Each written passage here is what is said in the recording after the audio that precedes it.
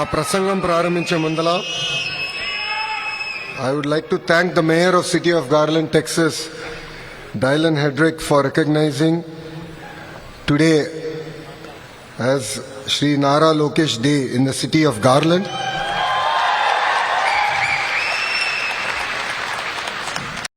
His words of encouragement means a lot, not just for me personally, but for the Telugu community and the people of Andhra Pradesh at large.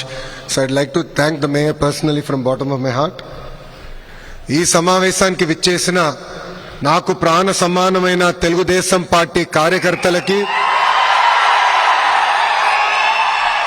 Janasena party కార్యకర్తలకి, Bharatiya Janata party కార్యకర్తలందరికీ పేరు పేరున నా హృదయపూర్వక నమస్కారాలు.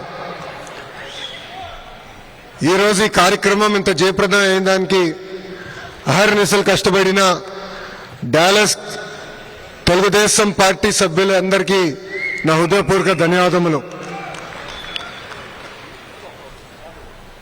నేను అమెరికాలో చదివాను. 4 సంవత్సరాలు ఇక్కడ అండర్ గ్రాడ్ చేశాను. 2 సంవత్సరాలు ఇక్కడ వాషింగ్టన్ డీసీలో వరల్డ్ బ్యాంక్ లో పనిచేశాను. మళ్ళీ 2 సంవత్సరాలు స్టాన్ఫర్డ్ లో ఎంబీఏ చేశాను. దానికోసం చప్పట్లు కొట్టడానికి చెప్పలా. కానీ ఈరోజు అంటే ఈ దేశంలో సుమారుగా 9 సంవత్సరాలు నేనున్నా, కానీ ఎప్పుడు జరగని సంఘటన ఈరోజు ఒకటి జరిగింది. అదేంటంటే నేను ఎయిర్పోర్ట్లో ల్యాండ్ అయిన తర్వాత బయటకు వస్తున్నా. కరెక్ట్గా 6 పోలీసులు వచ్చారు. నాకు డౌట్ వచ్చింది, ఇలా నన్ను పట్టుకెళ్ళడానికి వచ్చారా, నన్ను బయటికి తీసుకెళ్ళడానికి వచ్చారని. వాళ్ళు మీరు ఇక్కడ ఆగండి అన్నారు. ఏమైందనా, బయట చాలా రద్దీగా ఉండి మీరు ఇక్కడి నుంచి బయటికి వెళ్ళేదానికి లేదు, మీకు పర్మిషన్ లేదని చెప్పారు. అంటే నేను డాలస్ లో అడుగుపెట్టిన దగ్గర నుంచి ఈరోజు ఇప్పుడు ఈ కార్యక్రమం వరకు నాకు ఇంత పెద్ద ఘన స్వాగతం పలికిన మీ అందరికీ నా హృదయపూర్వక ధన్యవాదములు. అమెరికాలో ఉన్నానా ఆంధ్రప్రదేశ్ లో ఉన్నానా అని డౌట్ వచ్చింది నాకు ఈరోజు. మీ ఉత్సాహం, మీ జోష్, మీ కేకలు వింటుంటే తిరిగి మళ్ళీ నా పాదయాత్ర యువగలం రోజులు గుర్తొస్తున్నాయి. ఆనాటి పాలకులు అడుగడుగున నన్ను ఇబ్బంది పెట్టారు, నడవనీయలేదు, మైక్ లాక్కున్నారు, స్టూల్ లాక్కున్నారు. అయినా మనోళ్ళు తొడగొట్టి ముందలుకున్నాడు, తగ్గేదే లేదని ఆనాడు ఎట్లయితే చెప్పారో అదేవిధంగా ఈరోజు కూడా నాకు మీరు అంత ఘనస్వాగతం పలికారు.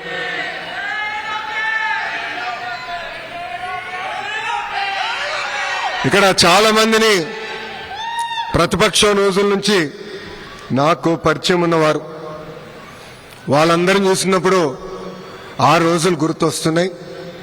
వాళ్ళందరికీ ఒకటే చెప్పదలుచుకున్నాను, మిమ్మల్ని నా గుండెల్లో పెట్టుకుని కాపాడే బాధ్యత మీ లోకేష్ తీసుకుంటాడు. నాకు ఇప్పుడు కూడా బాగా గుర్తు, ఆనాడు చంద్రబాబు నాయుడు గారిని అక్రమంగా 53 రోజులు బంధించినప్పుడు అమెరికాలో పెద్ద ఎత్తున మీరు బయటకు వచ్చారు, మాకు అండగా నిలబడ్డారు. అంతెందుకు డాలస్ లో ఏకంగా 3 ప్రోగ్రాంలు మీరు నిర్వహించారు. మీకు కేవలం ఒక ప్రోగ్రాం అయి ఉండొచ్చు, కానీ మా కుటుంబానికి మీరు కొండంత బలం ఇచ్చారు. నాకు ఇప్పుడు కూడా బాగా గుర్తు, ఆనాడు బ్రహ్మని అడిగింది, రాజకీయాలు మనకు అవసరమా, గౌరవంగా బతికే కుటుంబం మీరు చూడండి, పెద్దయిన జైల్లో ఉన్నారు, ఈజ్ ఇట్ వర్త్ ఇట్ అని అడిగింది. కానీ మీరు మాకు అండగా నిలబడారే. అదేవిధంగా హైదరాబాద్ లో ఆ స్టేడియంలో సుమారుగా 45,000 మంది వచ్చి గ్రాటిట్యూడ్ కాన్సర్ట్ నిర్వహించారే, అది మాకు కొండంత ధైర్యం ఇచ్చింది. ఈ రోజు నేను ఈ వేదిక మీద నుంచున్నానంటే మీరు నాకు అండగా నిలబడారు కనుకనే నేను ఇక్కడ నుంచోకెళ్ళినాను.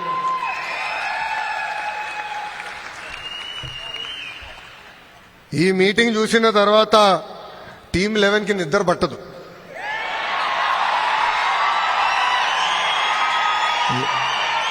తెలుగువారి ఆత్మగౌరవాన్ని ప్రపంచానికి పరిచయం చేసిన 3 అక్షరాలు ఏంటి?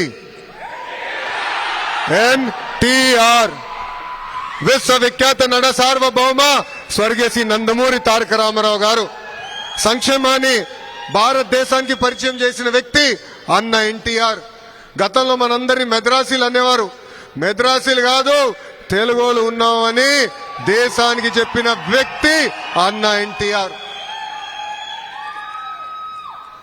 మళ్ళీ అభివృద్ధికి బ్రాండ్ అంబాసిడర్ ఎవరు? సిబిఎన్. అసలు అభివృద్ధి చేసి ఎన్నికలు గెలవచ్చని దేశానికి పరిచయం చేసిన వ్యక్తి మన సిబిఎన్. ఆనాడైనా చెప్పారు కంప్యూటర్లో బాగా చదువుకుని ఐటీలో బాగా చదువుకుంటే ఉద్యోగాలు వస్తాయని. ఆనాటి ప్రతిపక్ష పార్టీ నాయకులు అన్నారు కంప్యూటర్ అన్నం పెడుతుందా అని. ఇప్పుడు మిమ్మల్ని అందరిని అడుగుతున్నా, కంప్యూటర్ అన్నం పెడుతుందా? పెడుతుందా? హైదరాబాద్ లో పెద్ద ఎత్తున ఐటీ పరిశ్రమలు తీసుకొస్తే రియల్ ఎస్టేట్ వ్యాపారం చేస్తున్నారు.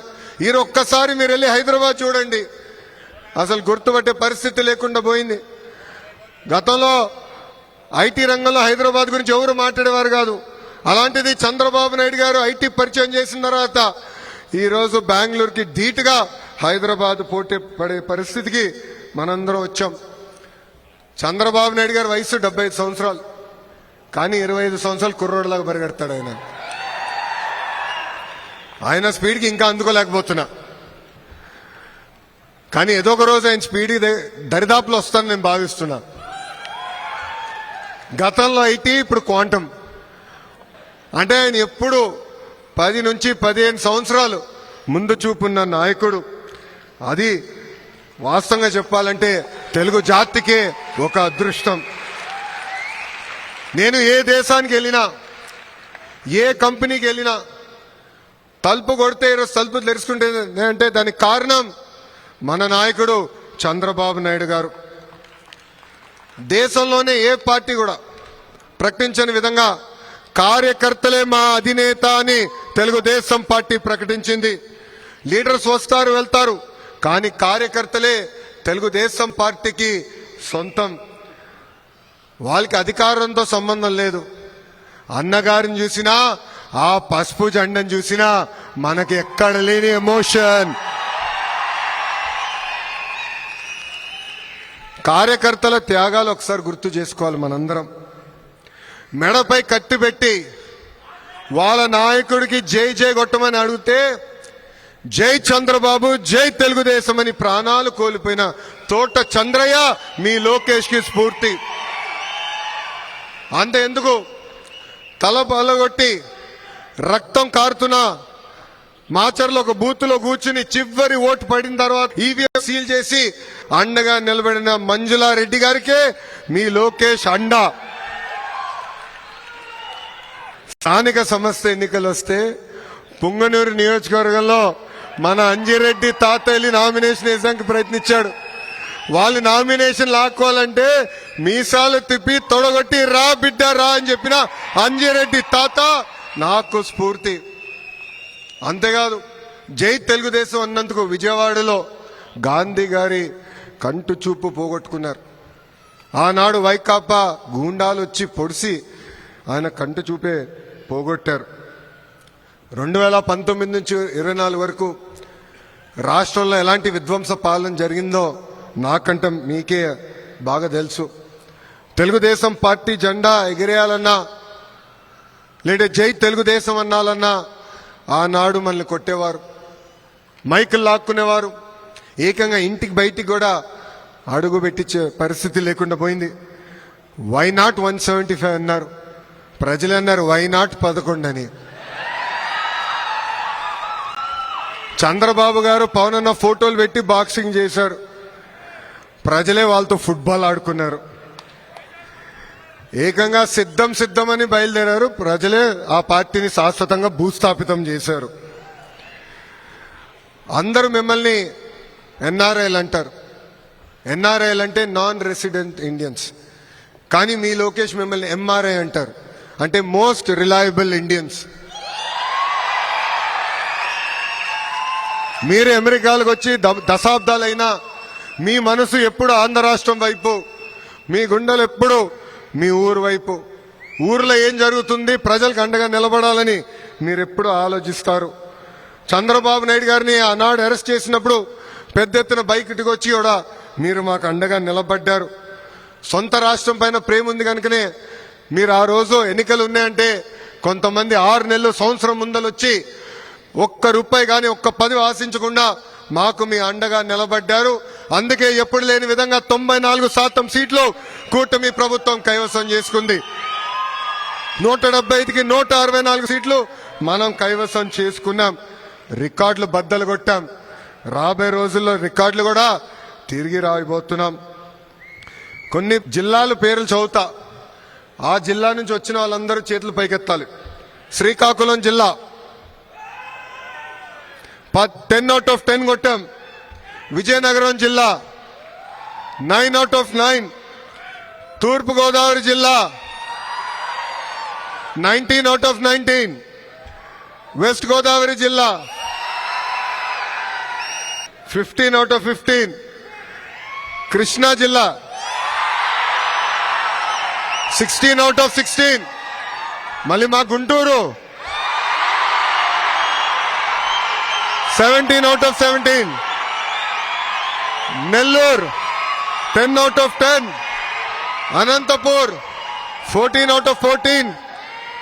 వాళ్ళ కంచుకోట అన్నారే, కడపలో కోట 10కి 7 స్థానాలు కూటమి ప్రభుత్వం కైవసం చేసుకుంది. అంటే 8 ఉమ్మడి జిల్లాల్లో కూటమి క్లీన్ స్వీప్ సాధించింది. అయా ప్రకాశం జిల్లా గురించి నేను ఎంత చెప్పినా తక్కువే. ప్రకాశం జిల్లా, విశాఖపట్నం జిల్లా 2019లో తెలుగుదేశం పార్టీ గౌరవాన్ని కాపాడిన వారు. ఎవరు ఊహించిన విధంగా ఆనాడు మీరు మమ్మల్ని గెలిపించారు. అందుకే కూటమి సూపర్ హిట్ అయింది. వైకాపా 11 ఆల్అౌట్ అయింది. దేశంలో అనేక రాష్ట్రాల్లో డబుల్ ఇంజిన్ సర్కార్ ఉంది. కానీ ఒక్క ఆంధ్ర రాష్ట్రంలోనే డబుల్ ఇంజిన్ బుల్లెట్ ట్రైన్ ఉంది. కేంద్రంలో ప్రధానమంత్రి నరేంద్ర మోడీ గారి నాయకత్వం, ఆంధ్ర రాష్ట్రంలో ఒక పక్కన చంద్రబాబు నాయుడు గారి నాయకత్వం, ఇంకో పక్కన నాకు అన్న సమానమైన పవన్ అన్న నాయకత్వంతో ఈరోజు మనందరం ముందరికెళ్తున్నాం. ఈరోజు ఆంధ్రప్రదేశ్ స్పీడ్ కి బ్రాండ్ అంబాసిడర్ అయింది. మీ అందరు తెలుసు 2019 నుంచి 24 వరకు మేము ఆంధ్ర రాష్ట్రం నుంచి వచ్చామని చెప్పుకునే దానికి సిగ్గుపడే వాళ్ళం. నేను ఒకరోజు ఢిల్లీకి వెళ్తుంటే పక్కన కూర్చున్న అడిగాడు, మీరు ఏ రాష్ట్రం నుంచి వచ్చారంటే ఆంధ్ర రాష్ట్రం నుంచి వచ్చానన్న. ఓహో, సైకో పాలన రాష్ట్రం నుంచి వచ్చారని అడిగే పరిస్థితి. అలాంటి దగ్గర నుంచి ఈరోజు అన్ని రంగాల్లో ఆంధ్రప్రదేశ్ స్పీడ్ గా ముందరికెళ్తుంది. మన నినాదం ఒకటే, ఒక రాష్ట్రం ఒక రాజధాని, కానీ అభివృద్ధి వికేంద్రీకరణ. అందుకే అనంతపూర్ని ఒక ఆటోమేటిక్ హబ్ గా తయారు చేశాం. కర్నూలులో పెద్ద ఎత్తున రెన్యూబుల్ ఎనర్జీ ప్రోత్సహిస్తున్నాం. అనేక సిమెంట్ ఫ్యాక్టరీలు తీసుకొస్తున్నాం. చిత్తూరు, కడప జిల్లా ఎలక్ట్రానిక్స్ మ్యానుఫ్యాక్చరింగ్ ని పెద్ద ఎత్తున ప్రోత్సహిస్తున్నాం. నెల్లూరు జిల్లాకు వచ్చగల ఆల్రెడీ డైవర్సిఫైడ్ మ్యానుఫ్యాక్చరింగ్ ఉంది. అక్కడ కూడా ఈ నిన్నగాక మొన్న సోలార్ సెల్ మ్యానుఫ్యాక్చరింగ్ కంపెనీలు కూడా మన ప్రభుత్వం తీసుకొచ్చింది. ప్రకాశం జిల్లాని కంప్రెస్ బయోగ్యాస్ హబ్ గా మనం తయారు చేస్తున్నాం. ఇంకా కృష్ణా, గుంటూరు వచ్చగల రాజధాని వాళ్ళ సొంతమైంది. క్వాంటమ్ కంప్యూటింగ్ కూడా తీసుకొస్తున్నాం. దాని తగిన అనేక పరిశ్రమలు కూడా అక్కడ పెట్టుబడులు పెడుతున్నాయి. ఉభయ గోదావరి జిల్లాలో ఆక్వాని పెద్ద ఎత్తున మేము ప్రోత్సహిస్తున్నాం. ఏకంగా రిఫైనరీలు తీసుకొస్తున్నాం. అనేక మ్యానుఫ్యాక్చరింగ్ కంపెనీలు తీసుకొస్తున్నాం. ఉత్తరాంధ్రకు వచ్చగల IT, pharma, medical devices manufacturing, Visakhapatnam steel plant ఎలా ఉందో అదేవిధంగా ఆర్సిలర్ మిత్తల్ స్టీల్ ప్లాంట్ కూడా ఈ రోజు ఉత్తరాంధ్రకి కూటమి ప్రభుత్వం తీసుకొస్తుంది. మనందరి లక్ష్యం ఒకటే, 20 లక్షల ఉద్యోగాలు కల్పించాలని. నేను యువగలం పాదయాత్ర చేసినప్పుడు గంగాధర్ నెల్లూరు నియోజకవర్గంలో మోహన అని ఒక తల్లిని నేను కలిసా. ఆ తల్లి రోడ్డు పక్కన కూర్చుని బజ్జీలు వేస్తుంది. 30 సంవత్సరాలుగా అక్కడ బజ్జీలు వేస్తుంది. అప్పుడు ఆ తల్లిని అడిగా, ప్రభుత్వం నుంచి మీరు ఏం ఆశిస్తున్నారని. అప్పుడు నాకు ఒకటే చెప్పింది ఆ తల్లి, గత 30 సంవత్సరాలుగా ఇక్కడ కూర్చుని బజ్జీలు వేస్తున్నా, నాకు ఇద్దరు పిల్లలు ఉన్నారు, బాగా చదివించాను, వాళ్ళిద్దరికీ ఉద్యోగాలు కల్పించు, అది నాకు చాలు అని చెప్పింది మోహన. ఆ రోజు నుంచే నేను నిర్ణయం తీసుకున్నా, కూటమి ప్రభుత్వం 5 సంవత్సరాలు 20 లక్షల ఉద్యోగాలు కల్పించాలని. మన ముఖ్యమంత్రి గారు కానివ్వండి, ఇండస్ట్రీస్ మినిస్టర్ గారు కానివ్వండి, ఎస్ఎంఈ మినిస్టర్ గారు కానివ్వండి, లేదంటే మీ లోకేష్ కానివ్వండి, డావోస్ కానీ, అమెరికా కానీ, సౌత్ కొరియా కానీ తిరగని దేశాలు లేవు. అహర్నిశలు కష్టపడుతున్నాం. తద్వారా 17 నెలల్లో 20 లక్షల కోట్ల పెట్టుబడి దాని ద్వారా 16 లక్షల మందికి ఉద్యోగాలు కల్పించడానికి ఒప్పందాలు కుదుర్చుకున్నాం. అవన్నీ వచ్చే 3 నెలల్లో గ్రౌండ్ చేసే బాధ్యత కూడా కూటమి ప్రభుత్వం తీసుకుంటుంది. ఇక్కడున్న మనందరం ఒకటి గుర్తుపెట్టుకోవాలి, ప్రభుత్వం కొనసాగింపు అనేది చాలా చాలా అవసరం. గుజరాత్ని తీసుకోండి, ఒరిస్సాని తీసుకోండి, అక్కడ వరుసగా ఒకే ప్రభుత్వం వచ్చింది కనుకనే అద్భుతంగా అభివృద్ధి చెందారు. పెట్టుబడులు పెద్ద ఎత్తున వచ్చినాయి, ఆ రాష్ట్రాలు పెద్ద ఎత్తున అభివృద్ధి చెందినాయి. పవన్ అన్న పదే పదే చెప్తున్నారు, 5 కాదు 10 కాదు 15 సంవత్సరాలు ఈ కూటమి అధికారంలో ఉంటాం ఖాయం, కలిసికట్టుగా పనిచేస్తాం. ఆంధ్రులందరూ గర్వపడే విధంగా మేము ముందరికెళ్తామని ఈ సభాముఖంగా మీ అందరు తెలుపుతున్నా. విడాకులుండవు, మిస్ ఫైర్లుండవు, క్రాస్ ఫైర్లుండవు. ఈ ఎన్డీఏ కూటమి అనేది రాబోయే 10 సంవత్సరాలు ఆంధ్ర రాష్ట్రాన్ని ముందలు తీసుకెళ్తుందని ఈ సభాముఖంగా మీ అందరికీ తెలుపుతున్నాం. ఇంకా కళల రెక్కల్లో పేరుతో వచ్చే సంవత్సరం నుంచి అమెరికాలో చదువుకోవాలనుకున్న వారిని ఆదుకోవాలని కూటమి ప్రభుత్వం ఇప్పటికీ నిర్ణయం తీసుకుంది. మన సంస్కృతి సాంప్రదాయాలు కాపాడుకుంటూ మీకు అండగా నిలబడుతుంది ఏపీ ఎన్ఆర్టీ. అంతేకాదు, విదేశాల్లో ఉన్న తెలుగు వాళ్ళకి ఏ కష్టం వచ్చినా ఎన్ఆర్టీ ఉంటుంది, మీకు అండగా నిలబడుతుందని ఈ సభాముఖంగా మీ అందరికీ నేను తెలియజేస్తున్నా.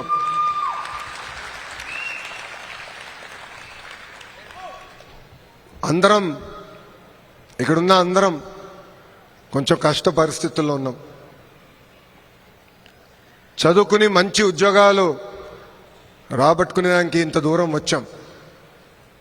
ఇక్కడున్నా మిమ్మల్ని అందరూ ఒకే విషయం చెప్పాలనుకుంటున్నా. ఒక్కొక్క కుటుంబానికి ఒక్కొక్క రకమైన పరీక్ష పెడతాడు దేవుడు. 2019లో మంగళగిరి నియోజకవర్గంలో నేను ఓడిపోయాను, కానీ నేను అధైర్యపడలేదు. మొదటి రోజు బాధ కలిగింది. ఆ బాధ ఆవేదన నాలో కసి పెంచింది. 5 సంవత్సరాలు కష్టపడ్డా, తిరిగి ఆ నియోజకవర్గంలో పోటీ చేశాను. ఆంధ్ర రాష్ట్ర చరిత్రలోనే ఎప్పుడు రాని విధంగా 91,000 మెజార్టీతో కైవసం చేసుకున్నా. ఇది ఇక్కడున్న యువకులకు ఎందుకు చెప్తున్నానంటే, ఒక చిన్న దెబ్బ తగిలిందనో, ఎదురుగాలు ఉందనో బాధపడతాం, ఆత్మహత్య చేసుకుంటాం సరైన మార్గం కాదు. మన తల్లిదండ్రులు ఎంతో కష్టపడ్డారు, మన అద్భుతంగా పెంచారు, అహర్నిశలు మన కోసం కష్టపడ్డారు. వాళ్ళ గురించి కూడా మనందరం ఇక్కడ ఆలోచించాల్సిన అవసరం చాలా చాలా ఉంది. అందుకే అండగా నిలబడతాం. కేవలం జాబ్ సీకర్సే కాదు, జాబ్ క్రియేటర్స్గా కూడా మనం తయారవ్వాల్సిన అవసరం మనందరిపైన ఉంది. దానికోసం రతన్ టాటా ఇన్నోవేషన్ హబ్ కూడా మీకు అండగా నిలబడుతుంది. మీ ఇన్నోవేటివ్ ఐడియాస్ని పెద్ద ఎత్తున ప్రోత్సహించడానికి కూడా మేము సిద్ధంగా ఉన్నామని ఈ సభాముఖంగా మీ అందరికి తెలుపుకుంటున్నా. ఇంకా అమెరికాలో ఈరోజు మనందరికి ఇంత గౌరవం తక్కుతుందంటే దానికి కారణం మనకన్నా ముందలొచ్చిన వారు. 1960 నుంచి పెద్ద ఎత్తున తెలుగువారు, ఆంధ్రులు కూడా అమెరికాకి వచ్చారు, అద్భుతంగా ముందరికెళ్ళారు, మన గౌరవం ఇక్కడ పెంచారు. ఇప్పుడు ఆ బాధ్యత మన భుజస్కంధాలపైన ఉన్నాయి. ఆ గౌరవాన్ని ముందలు తీసుకెళ్లాలని ఈ సభాముఖంగా మిమ్మల్ని అందరు నేను కోరుతున్నా. అందరం కలిసికట్టుగా పనిచేయాలి, ఒకరొకరికి అండగా నిలబడాలి.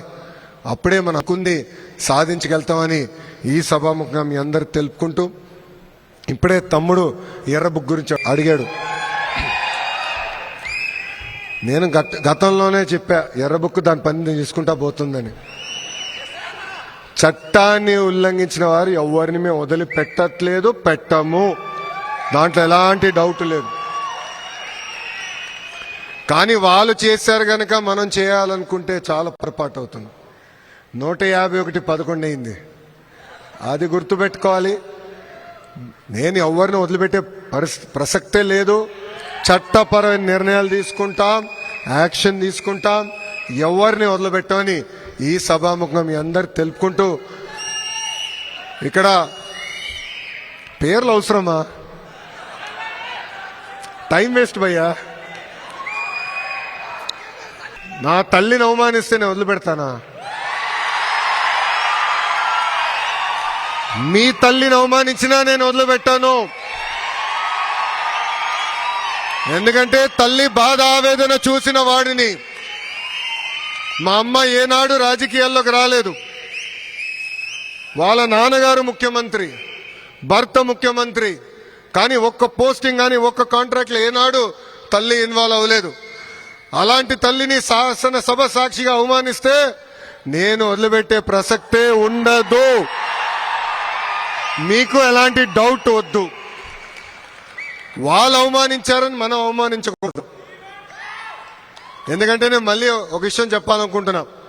తెలుగు వాడక భాషలో కొన్ని పదాలు ఉంటాయి, మహిళల్ని కించపరిచే విధంగా కొన్ని పదాలు ఉంటాయి. అవన్నీ ఇక్కడ మనం ఉన్నోళ్ళందరం మర్చిపోవాల్సిన అవసరం ఉంది. మహిళలందరినీ గౌరవించాలి. ఏ పార్టీ వాళ్ళైనా పర్వాలేదు, మహిళల్ని సమాజంలో గౌరవిస్తేనే ఆ సమాజం డెవలప్డ్ సమాజం అవుతుంది. ఈరోజు గౌరవ ప్రధానమంత్రి గారు వికసిత్ భారత్ గురించి మాట్లాడుతున్నారు పదే పదే. విలువలు కూడిన భారత్ ఉంటేనే వికసిత్ భారత్ మనందరం సాధించగలుగుతాం. అందుకే కలిసికట్టుగా ముందరికెళ్దాం. వాళ్ళన్నారు కనుక మనం అనాల్సిన అవసరం లేదు. మన రూటే వేరు, మన స్టైలే వేరు. 164 రికార్డులు కూడా బద్దలు కొట్టాల్సిన బాధ్యత ఇక్కడున్న మనందరి పైన ఉందని ఈ సభాముఖం తెలుపుకుంటూ, నాకింత అద్భుతమైన ఘన స్వాగతం పలికిన Dallas TDP, Janasena, Bharatiya Janata party సభ్యులందరికీ పేరు పేరున నా హృదయపూర్వక ధన్యవాదాలు తెలుపుకుంటూ, లాస్ట్ ఫర్ ద బెస్ట్ భయ్యా. మీ అందరి బాలయ్య, నా ఒక్కడికే ముద్దల మావయ్య. సినిమాల్లో కానీ రాజకీయాల్లో కానీ ఆయన స్టైలే వేరు.